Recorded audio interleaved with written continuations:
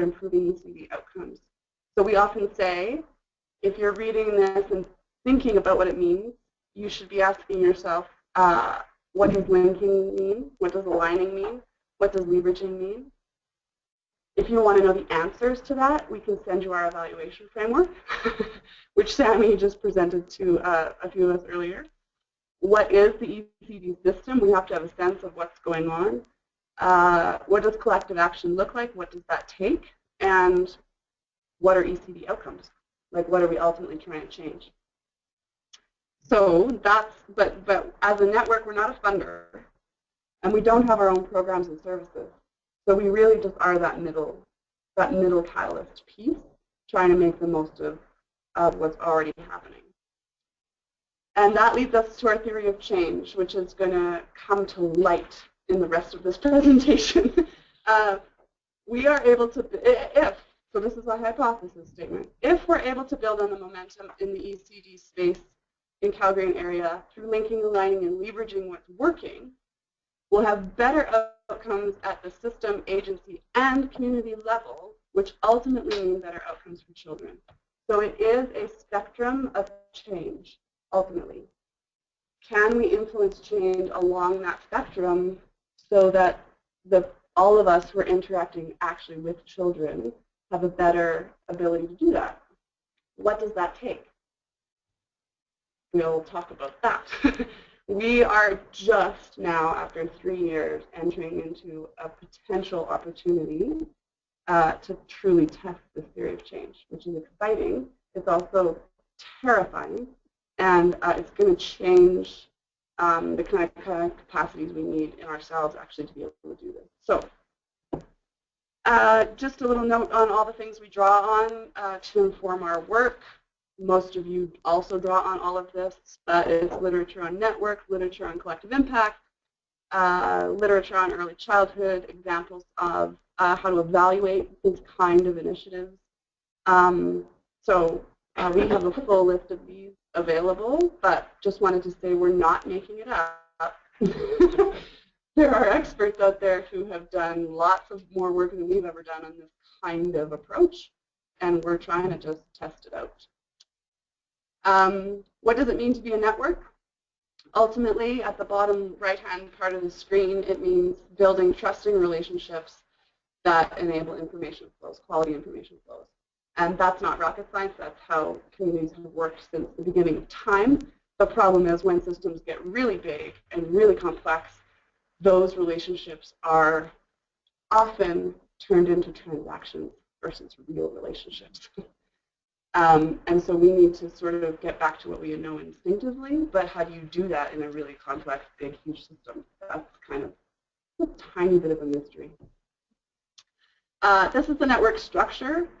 So we're actually trying to illustrate here how we link being a network, so with nodes, which you see here, and the idea of being a collective impact initiative. So in the middle, you see the backbone functions, or the functions of a collective impact initiative, which are things like shared measurement and cascading communications and reinforcing activities. And then you see these nodes that sort of spin off.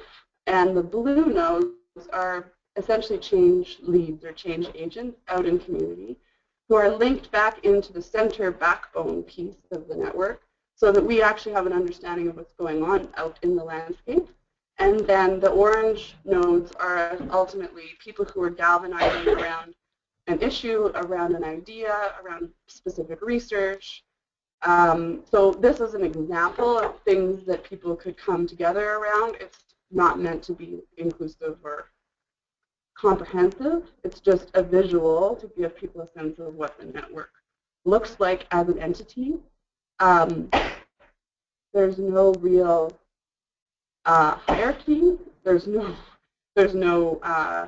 hard, way to do this. It's a matter of leveraging the relationships that we already have in order to network networks, ultimately. And one of those, so I'll go back, one of those change collectives is up at the top there, that sort of cluster says strengthening families, and that's ultimately what the rest of this presentation is going to be about, is how do we galvanize capacity around a specific issue in early childhood and loop it back to inform the rest of the network. These are the guiding principles of the network. We've built these. There's a footnote at the bottom so you can see where they came from. Just to point out that we added innovative as a result of doing this presentation 3 weeks ago. And someone said, actually, I think that's an important piece because we're intentionally trying to do something different. And we're focused on the how of what we're doing as much as the what. And innovation takes the capacity to break through barriers that are current ways of doing things. And that often has really tricky consequences, right? It could mean that programs don't get funded the way they used to, or that people don't have the job that they used to, or that the system decides to go X direction, not Y direction, and the status quo is fundamentally altered, which is the whole purpose of innovation, but it also is sort of a painful process. So you have to kind of have a personality of wanting to change things and being willing to push through all of the reasons all the barriers that you come up against around why change doesn't happen. So that was one that we added, and it was great to get that feedback. Just a quick note on our focus on measurement and evaluation and fundamentally on learning. So we have ways of measuring our ability to be a collective impact initiative.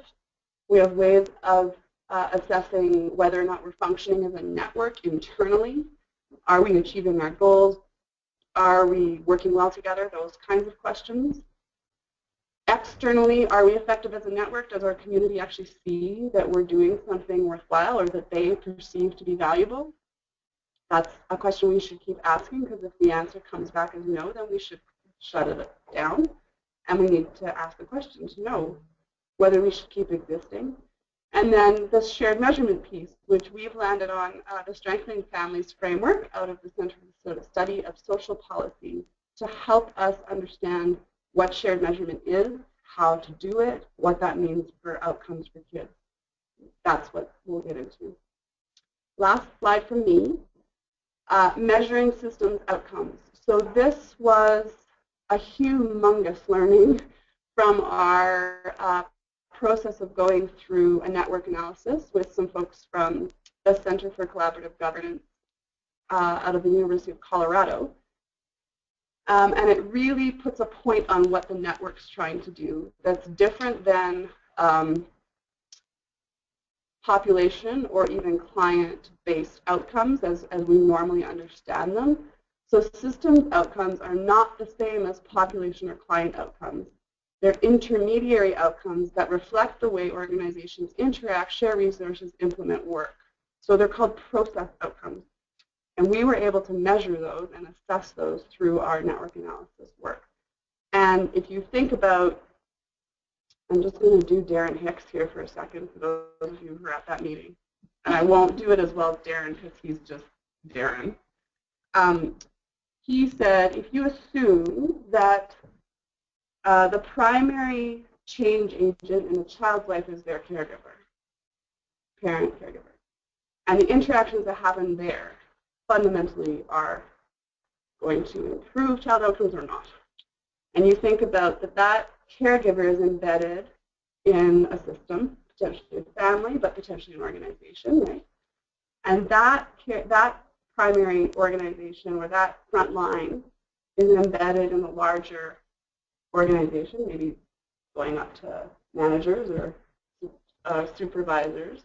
And that organization is embedded in a system of not only other people providing those same supports or complementary supports, but the world of funding and those kind of things, right? So there's that broader organizational system.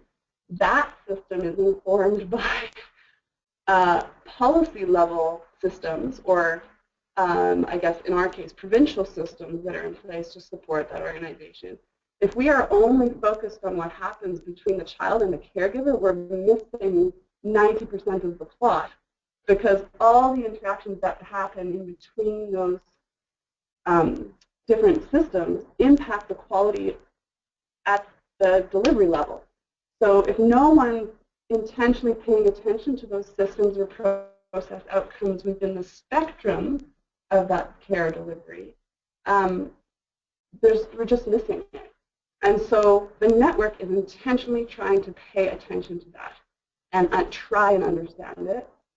Where are the gaps? Where are the opportunities? Can we step in? Can we do anything about it? Maybe not, but let's ask the question and find out. And so that I think helps explain, even from a shared measurement perspective.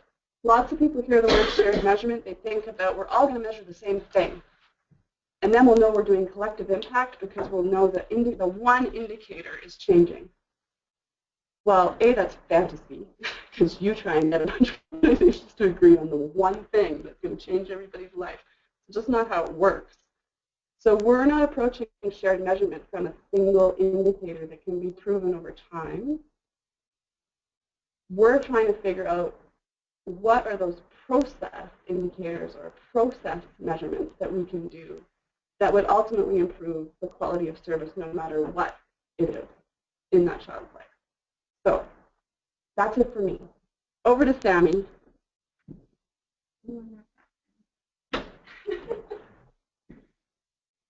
Hi, everyone. For those of you listening online, it is Sammy speaking now, and I'm just going to go through some of the thinking that we did around choosing strengthening families as a shared measure, what that means, the implications for the work, things like that. So what Blythe just said about process and the importance of process and what does that look like and what does quality process mean sort of ties in with the other approach that, or the other framework that is helping to inform what the network is trying to do and how we're trying to do it, which is collective impact. And for some of you may be familiar with collective, like super familiar with collective impact, maybe some of you haven't heard of it at all. But the way that I see it is it's basically a way, it describes a way of working together and tries to answer the question of what does quality collaboration look like, in addition to some of the process outcomes that Blythe said, or not even in addition, but how do you sort of meld the two, which is what we're trying to do.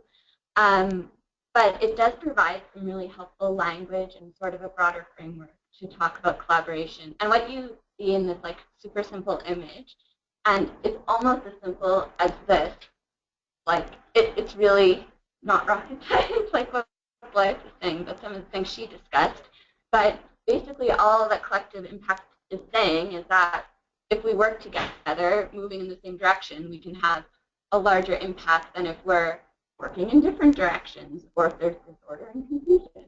It seems like very obvious, but I'm going to show a quick 2-minute video that I think would be helpful in describing collective impact in a way that's more succinct than probably I could.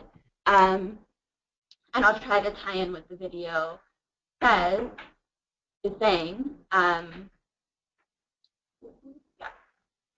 to the rest of this part of the presentation.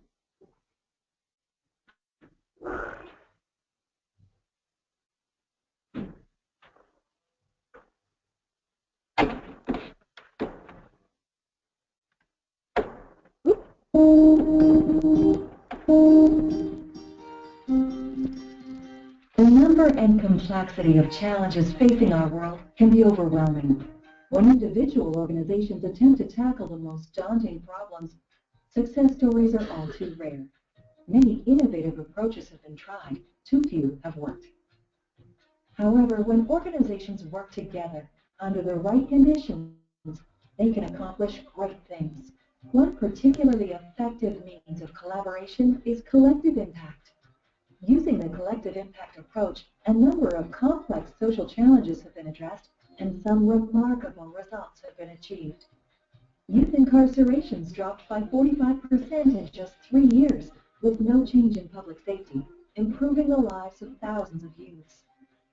6,000 public housing residents were placed in new jobs during the recession.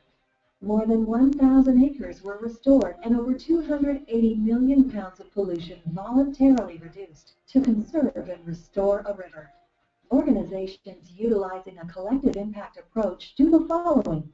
Agree to a common goal. Agree to track progress in the same way, which allows for continuous improvement. Do what each does best while identifying new ways to work together.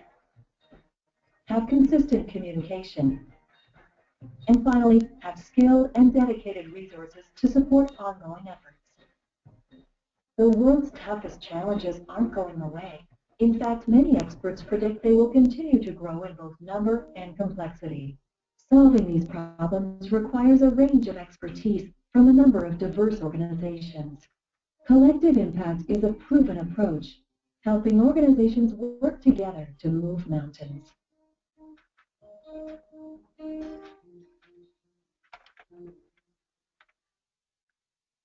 That video is like a lot of things. I don't know. It makes it seem so simple and easy. And you just follow these 5 things and have a collective impact together, which in a way is like super helpful because, like I said, it provides some language and a bit of broad framework, but it is something that we kind of have to work with. And I think that we've been working to adapt and sort of add layers to, and I think that some of the process outcomes that Blythe was talking about, so, okay, we all agree on a common agenda, but like what does that actually mean in terms of what we need to be building with our relationships with each other to actually have a larger impact? It's really helpful to kind of have these different views on the same thing, and at the same time, like Blythe said, we're not trying to invent anything, and this is a hypothesis and this is a test, but hopefully we're testing something with a bit of like substance to it, that we're not just testing something completely random or that we made up. So this combination of a collective impact approach and a network theory approach has really informed the work and also how we chose the shared measure. So why do we need a shared measure? This should be familiar to you because I just showed it in an earlier slide, the network purpose statement. And like she said, when you read this and when I read this, a lot of questions come up. It seems like a simple sentence, but again, what Blythe said, what does linking mean? What does aligning mean? What does leveraging mean? And in terms of a shared measure, what does it mean to enable action towards improving ECD outcomes? What does that look like? And back in the day, at the network's inception, the EDI was a really important shared outcome, a way of thinking about improving ECD outcomes for the network. And in a sense, it still is, but we did realize as we started maturing as a group that actually the EDI was too big, it was too far away in the future, and it didn't really tell us what specific actions we would have to take in order to actually improve the EDI results. It's too far away to ever understand if we're contributing to any change. So we kind of needed something in the middle, and we thought that the Strengthening Families framework really fit that.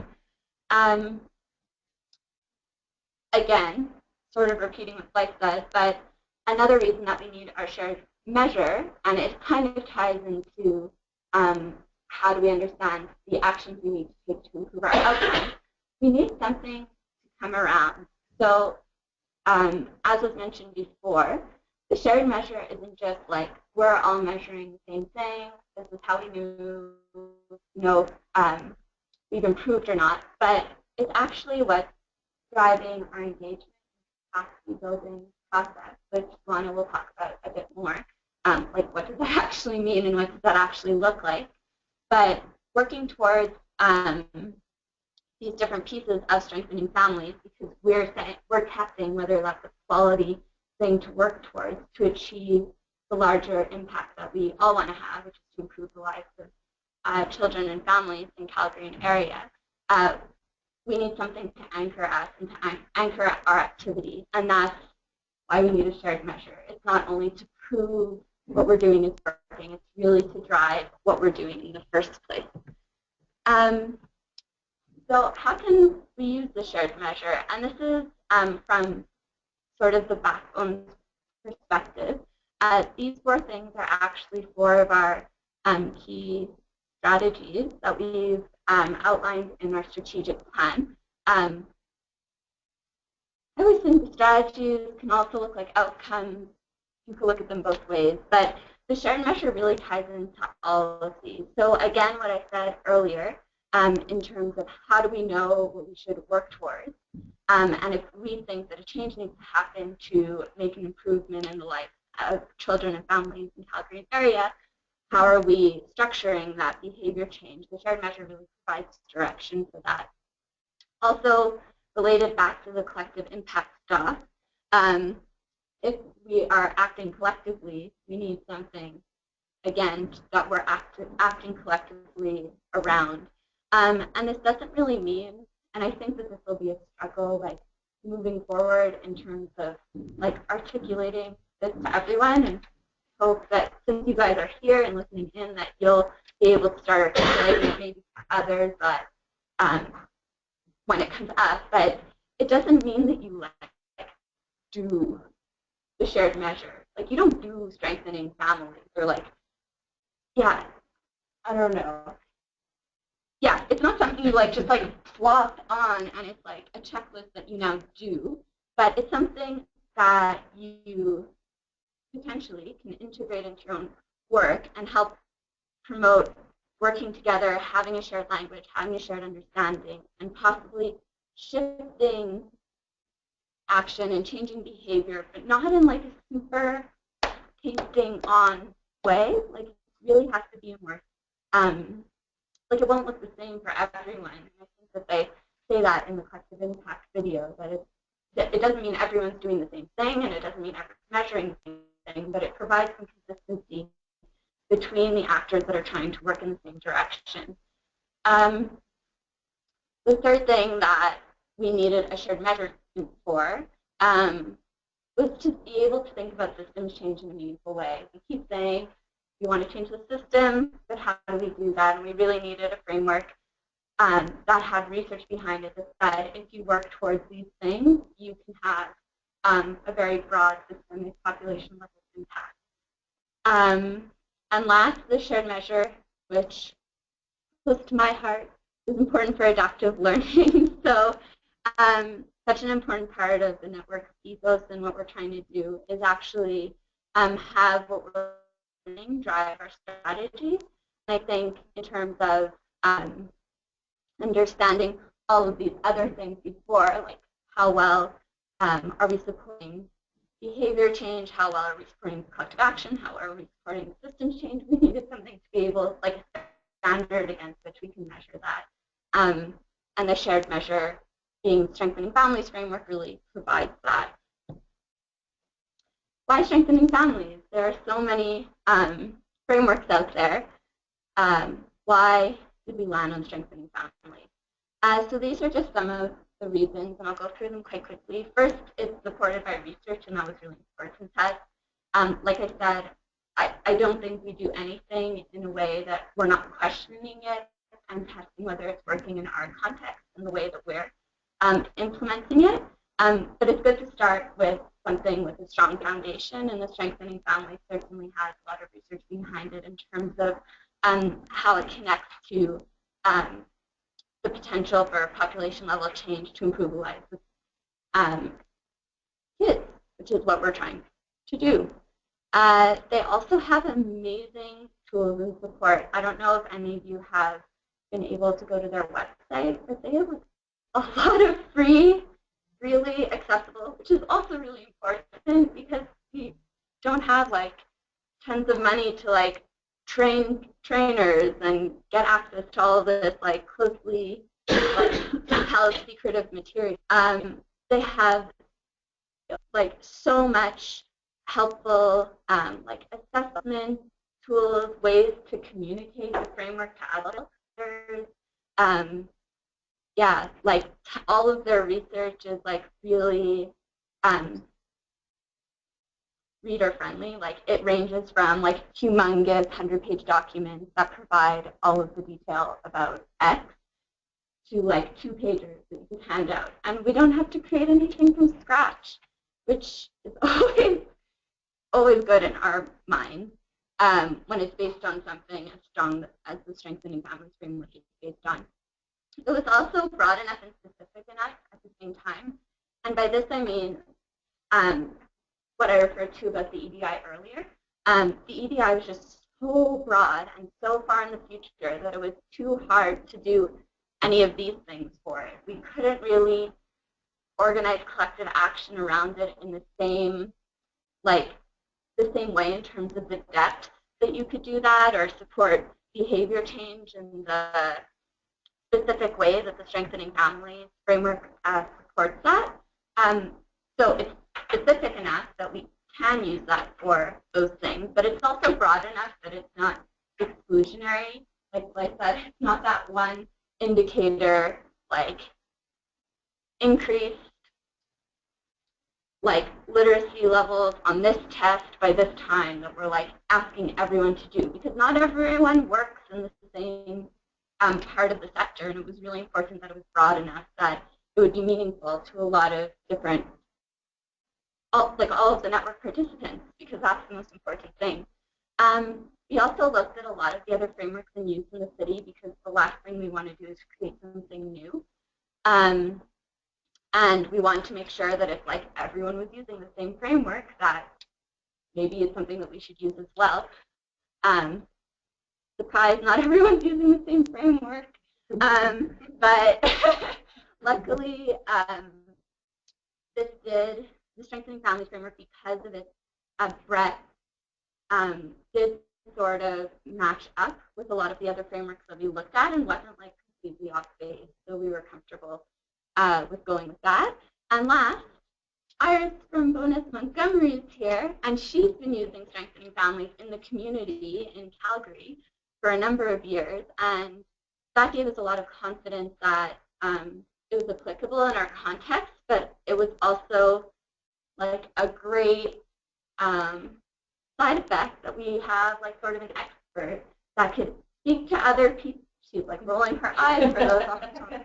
But for those who could speak to others about her experience, who could flag challenges to the backbone, and I'm sure it's not every challenge that will ever be faced, and we won't put that pressure on her, but it's still great to know that someone in the community was using it to provide us with some feedback about it. So as we try to integrate the use of the shared measure into our work, my job, in conjunction with everyone else, because it's not something I could do alone, but is to continuously learn about the process of integrating it, and also about the impact of, in terms of, are we making a difference according to Strengthening Families framework? Is it making a difference if people are using a shared measure? What does the process look like? How can we support it? There's so many questions about it, and this is really a continuous learning process, because we're testing out whether it's working or not. I'm just going to talk really quickly about some of the things we already do know, because we did collect a bit of information about Strengthening Families when we collected information through the partner tool, which was Blythe was calling the network analysis that we did last October. And this information tells us a lot about the process outcomes that Blythe was talking about, and also about what our network looks like currently, which I think is really informing and shaping what Lana will describe after this, which is okay, what are you going to do with this? How are you actually testing it out? You're being too vague. So one of the first things that really struck us when, oh, there's a little person in there. I know you'll love that. One of the things that really struck us when the information was presented is that networks can be created, connected in a lot of different ways, and there's different implications for them. They can look different. And what's really cool about this image is that the dots and squares are actually the same in all four of the images, but they're just connected in different ways. So you'll see in the creating network ties one, there's just some people and the little figure being left out. And that's sort of often the starting point from how networks begin. There's some ties that are created, but there's people missing. The second, I hesitate to say step because it probably shouldn't be seen as step, but the second one, connecting the network with no isolates, is really focusing on bringing people in that aren't connected.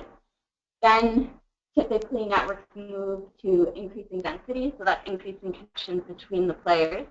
And last, and when Danielle presented this, she said that a lot of networks actually stay in the increasing density phase and don't move into the creating subgroup phase. And she said that that wasn't necessarily a bad thing, that it just does have certain implications for the, I guess, efficiency of relationships. And yeah, like it's a starting point to think about what are the implications of this, depending what your network looks like. But if we remember the slide showed with like the blue and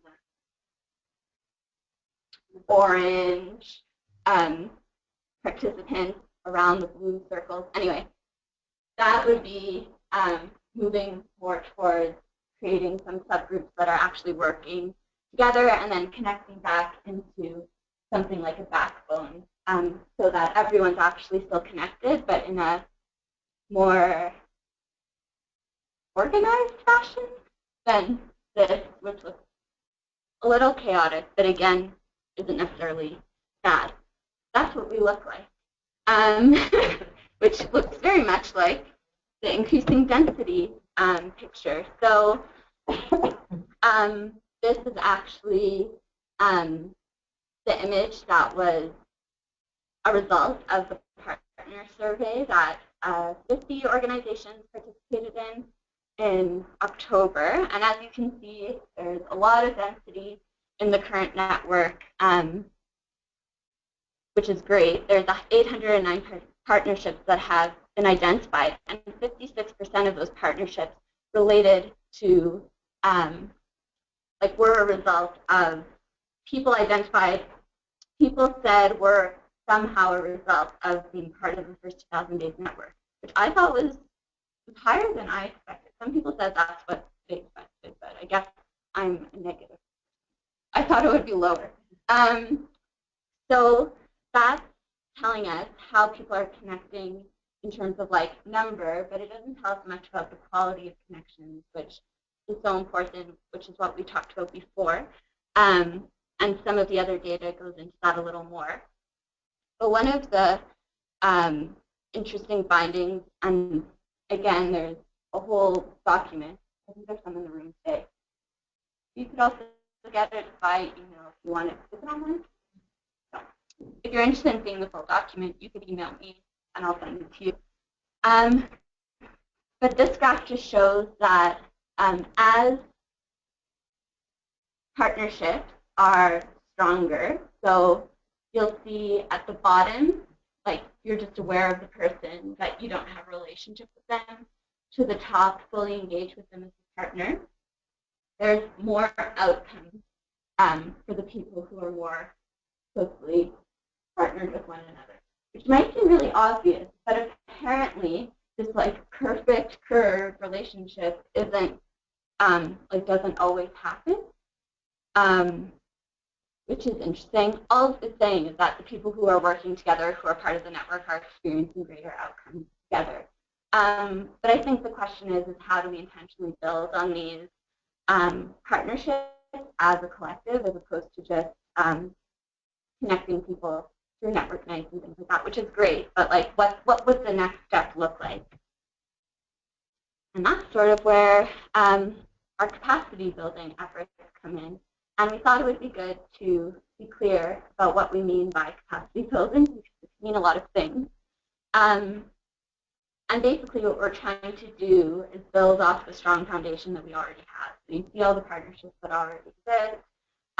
But what would it look like to actually build capacity around something like strengthening families as a shared measure, and build capacity around the process of working together that we know supports positive outcomes. And for us, I keep saying process because capacity building is really a process, and it's not just a sharing of information, like a one-time, one-direction sharing. I would say that what I'm doing right now is like maybe step one of building capacity, but like nowhere near the end of the line of building capacity. And it really involves developing a broad and deep understanding of the situation and existing capacities so that we can actually determine what capacities need to be built to best address the threats and opportunities that are around us. So it's not just like the capacity that's needed in this situation is needed in every situation. It really is context specific. And then it's important, which the shared measurement comes into this, to determine whether developing these capacities has impact on the situation or not, and how can we take it a step further. And it's a constantly evolving process because the context that we're in is constantly shifting. So it's really a process that we're trying to develop, which one will describe super well next. It's really a process we're trying to develop, and the content matters in a lot of ways. And at the same time, you can't like predict the content of what that capacity building process will look like 3 years down the line. The capacities that are needed might be different, but the process can possibly remain kind of similar. And this is my last slide. This is from Propelis, and I just thought it was interesting to think about. This is the capacities they've identified at different levels that are required for systems change. And I just thought that the breadth of like thinking about things at the individual, group, organization, institutional level is really useful, because I think the process that Lana is going to describe, an individual could go through that process, but they may face some barriers at the organizational level, for example. And I think it's helpful to be able to think through what would be required at all of those levels to actually see systems change, because as much as you need every piece of this. Like an organization probably wouldn't be enough if you don't have people at the individual level who are willing to make those changes. So to get real and concrete now about what this might look like for the next 6 months in terms of the network strategy, here's Lana. Wow.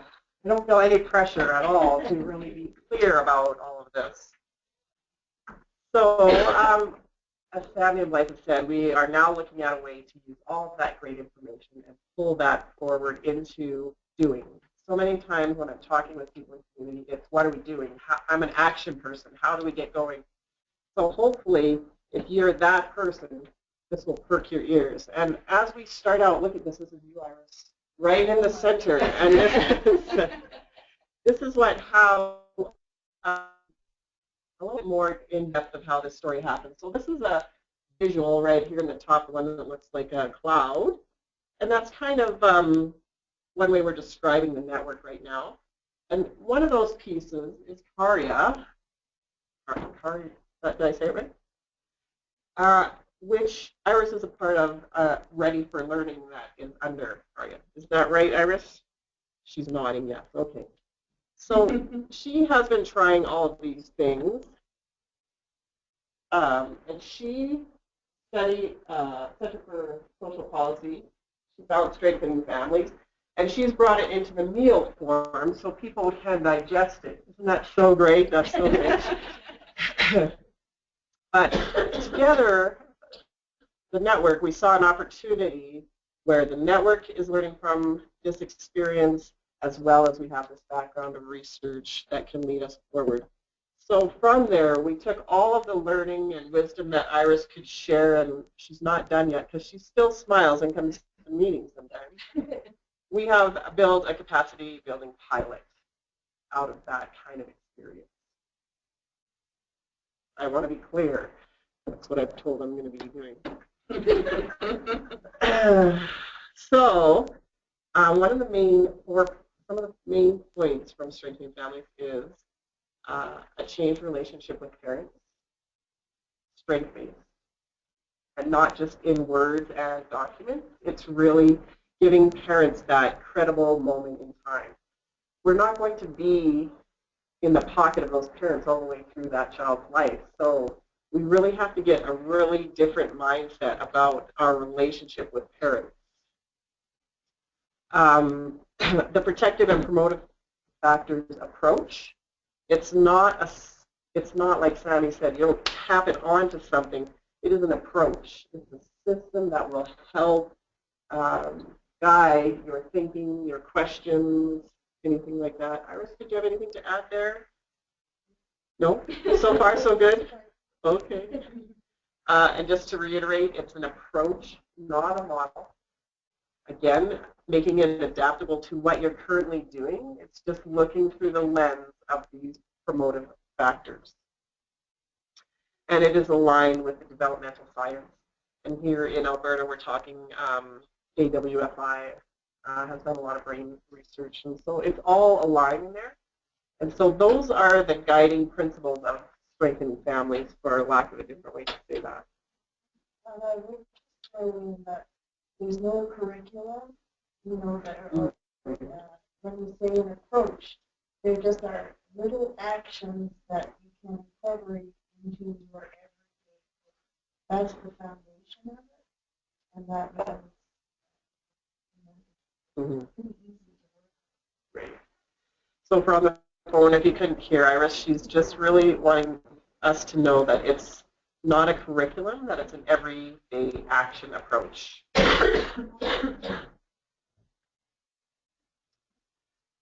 They have lots of great resources, and I think this one, the reason we included, is it really shows every point of a community and sector that could cross over into these protective factors or promotive factors.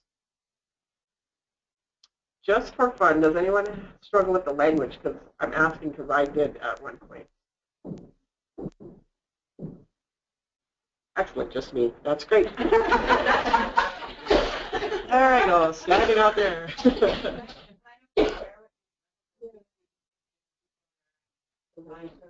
In case someone's lying.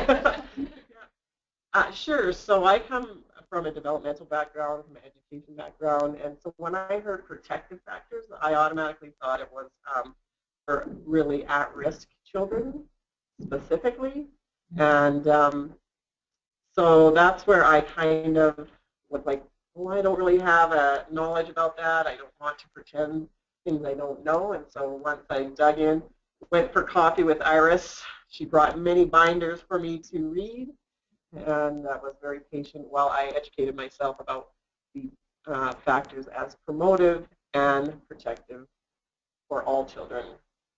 Leslie? It's Leslie Barker. I'm just going to comment as well is that having looked at some of the research behind strengthening families, it comes from a family resiliency kind of approach. And so the protective risk factors are around things that put us at risk of, you know, having incidents in our lives. Everybody does, right? Everybody has struggles and challenges in their lives. And there's things that can help sort of help us to be able to bounce back from those things. And that's where that language comes from. So just add that to the mix of that in case anybody is kind of struggling with that. It really comes from that resiliency literature. Excellent, thank you.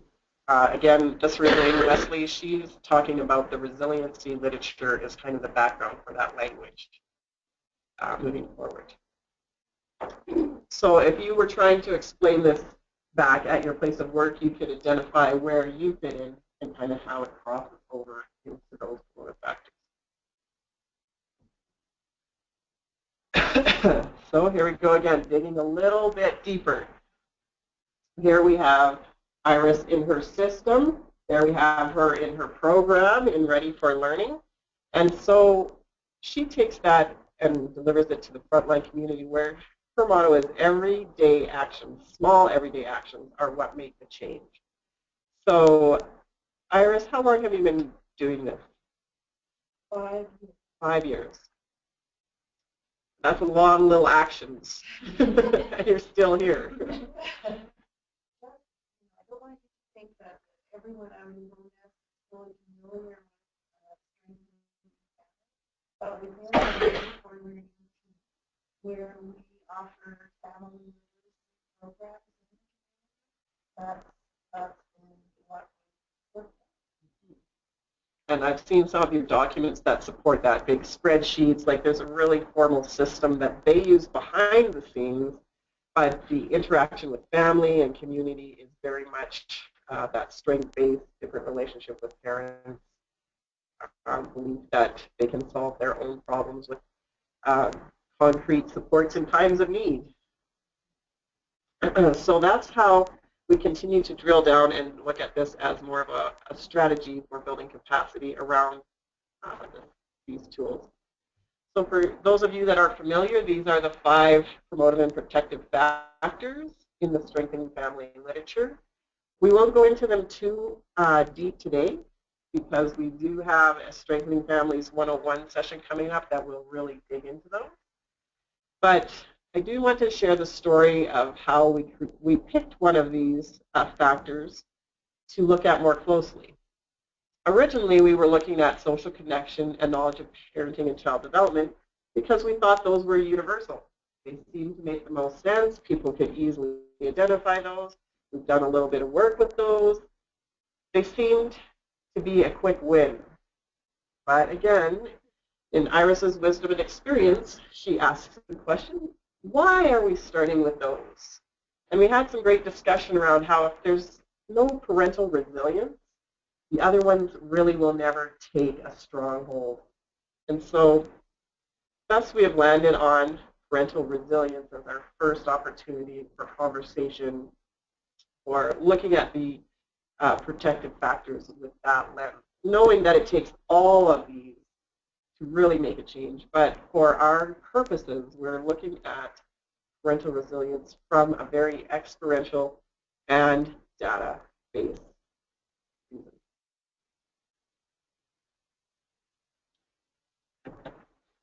Another quick look. Again, this is just some of the materials and quality materials that the Strengthening Families website has available. So again, it takes the protective factors and breaks them down into everyday actions, shows what factor they're influencing, and then the results are collective. You have strengthened family, optimal child development, which is in our vision, just so you know, and reduced likelihood of child abuse.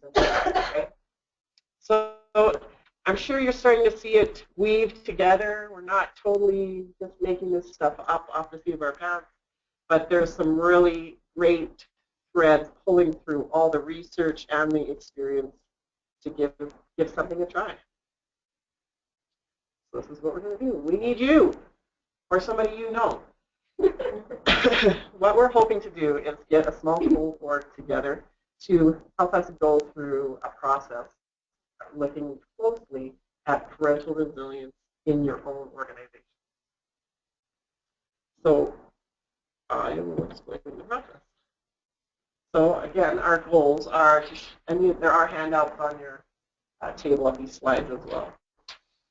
The goal, again, share, link, and align so that we're there. And so this, again, and Sammy's really good to give us lenses to look at these things. So don't think of this as completely linear. It's a process that will go back and forth as we build it. So you already are doing step 1, the orientation session. This is the orientation session. The next part that we're hoping is that interested group and community members will move forward into a Strengthening Families 101, where we talk about change, mindset, and all those type of things, and then confirm interest in participating in this process pilot. So those are the first kind of sharing information, kind of learning about what we're doing. Next, we're looking at a common language retreat where we have a full day to engage around this so that you can tell us your definition from your organization, what you do for parental resilience. And you could do this for any of them, but for this process of this pilot, we are again looking at parental resilience. At this point, every organization will get a member from the network to be a coach, so we can continue to learn from each other through this whole process, so that you're not just going out there and trying this and not having that really immediate support. So there will be a coach assigned to every organization that wants to go through the pilot. So we'll have that. The next time, you will have taken it back to your organization. Your organization will have given you a few curveballs and maybe hugged you. I don't know. It all depends how you present it. And then what we're asking is that you come back, you share that, and then we start to test the theory of change within your agency. So there's some tools that Strengthening Families have. There's change experiments we can offer, those types of things. That will start to be under that column number 5, where we try and we learn and we try and we learn, and we keep doing that until we really see some of these things pulling out that are making a difference, that we are aligning around. So in the 5th category, that's where a lot of the work's going to be happening, where we're going to see you in your center, where you're looking at your own documents, and maybe you're already capturing lots of parental resilience ideas. So how do we open that feedback loop to the network so we can say, you know what, for parental resilience, this is happening as a trend in these agencies. It could be anything. We're opening the door to learning this process, to trying something that's, could push boundaries. Data and data sharing and all that seems to be a buzz, but how do we do it in the systems you're already doing? Not as an add-on, just as a sharing what you're doing. And we'll wrap up the pilot with a learning and evaluation, where we're going to share everything that we learned, where we're going to celebrate that we tried something, that we're still friends at the end. That's going to be great. And present that forward.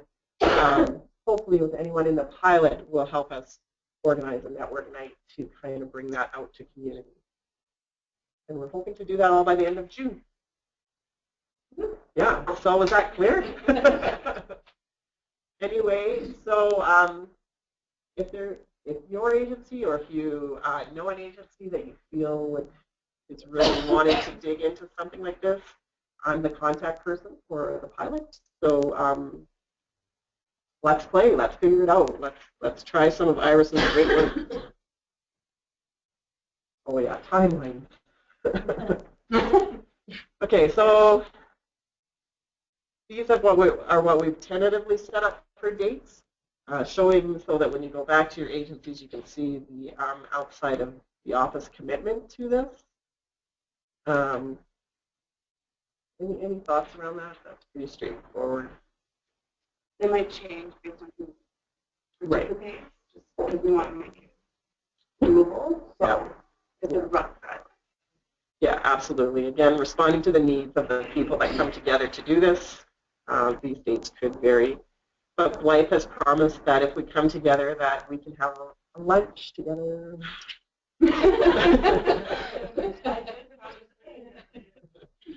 Why? I don't know. Yeah, it depends, where we are and what time of day. Anyway, any questions from the group around specific the pilot part? That was so clear or so confusing. Yes. Yeah, this is probably what's clear, but I'm just extra excited because part of the pilot is testing and strengthening families and seeing how it's like learning about it and potentially integrating it can have a larger impact. Not to repeat what I said. Part of the Strengthening Families pilot is testing out the framework, seeing how it integrates with people's work, and seeing what impact that has. But going back to the beginning of the presentation and the importance of working together, and yeah, what does working like a collective look like? What is building trust and relationships between the people who are choosing to do this? It, to me, is like a super important part to this. So it's not something that you're doing alone as an organization, kind of like sitting, being coached individually, while that support would be available, but it's also doing it as a cohort. And how can you have an impact collectively if we are working together in the same direction? So it is also a lot about sharing and learning from one another. Yeah, and trying to have a collective impact. Yeah, so it's one to Yeah, Jane?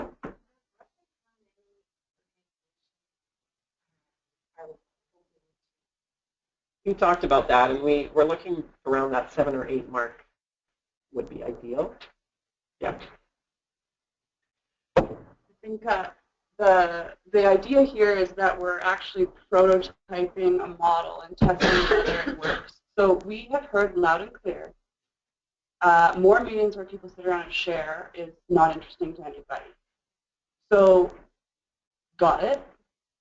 What we're trying to do is have an opportunity for people to share what they're doing in a guided, directed, within a context. So it's not just, yeah, I'm doing this and you're doing that, and it's okay, yes, you're doing that. What are the commonalities between all of that? What can we learn from the differences between all of that within the, in this case, the parental resilience lens? So it is more of an opportunity to drive the sharing in a direction, in a very specific direction. It's not sharing for the sake of sharing, it's sharing for the sake of learning what parental resilience looks like if you're trying to improve practice. It's really specific.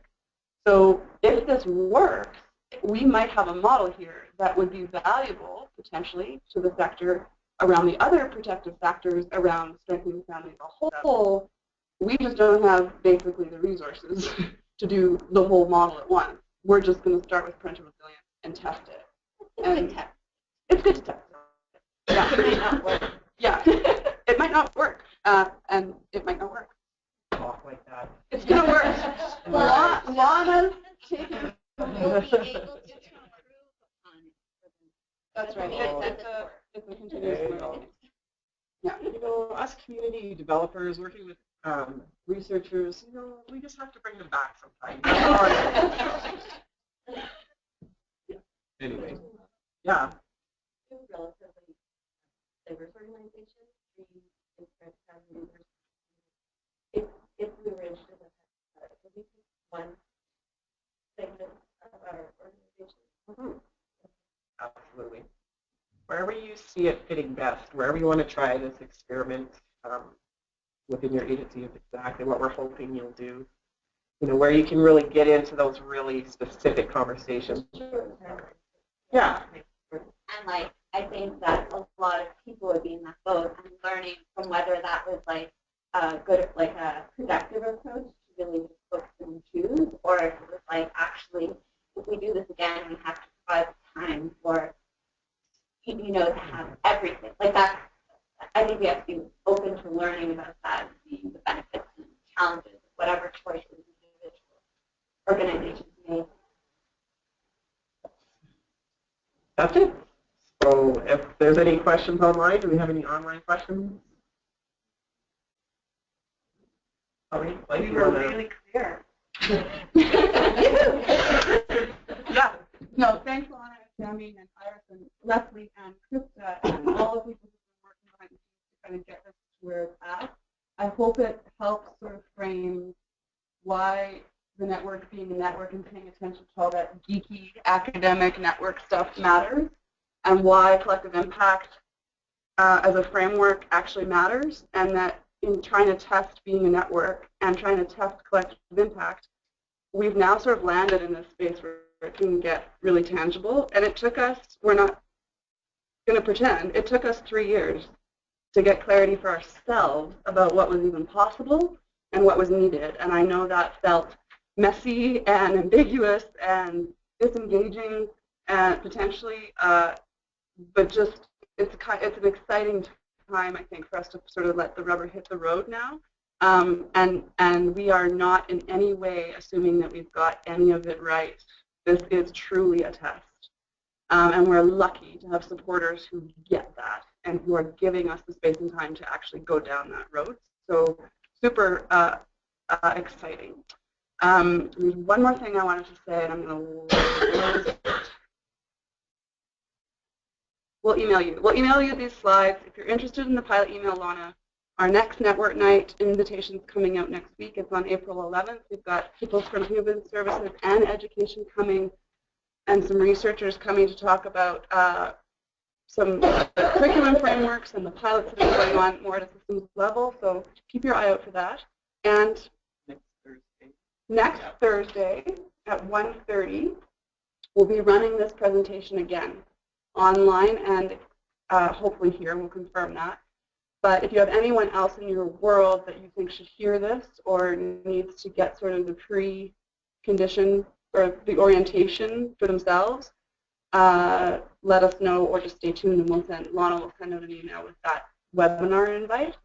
And in between that, Lana is going to be, her job's basically about coffee, isn't it a fun job? And she gets to, or tea or water, she's going to provide one-on-one support to have this conversation with people outside of the webinar. So if it means going for coffee with someone or going for tea or going presentations to your organization. Yeah, going and doing a lunch and learn, that kind of thing, that's all part of this. And we just want to be able to get our goal is to get the right people in the room. So the people who are willing to commit the time, but it's more than that, the people who are willing to actually challenge, take a critical eye to their existing work. And that's not to say that the work that's going on isn't amazing, because it is. We are all doing our very, very best with what we've got to improve the lives of the kids we touch. That's not in question. We are trying to just see if looking at it as a collective changes it. Basically. We have a question online. How do we refer a potential organization? Email Lana. So for those of you online, it's engage@2000days.ca. So if you have ideas about who should know about this, let us know. We'll reach out to them. Yeah.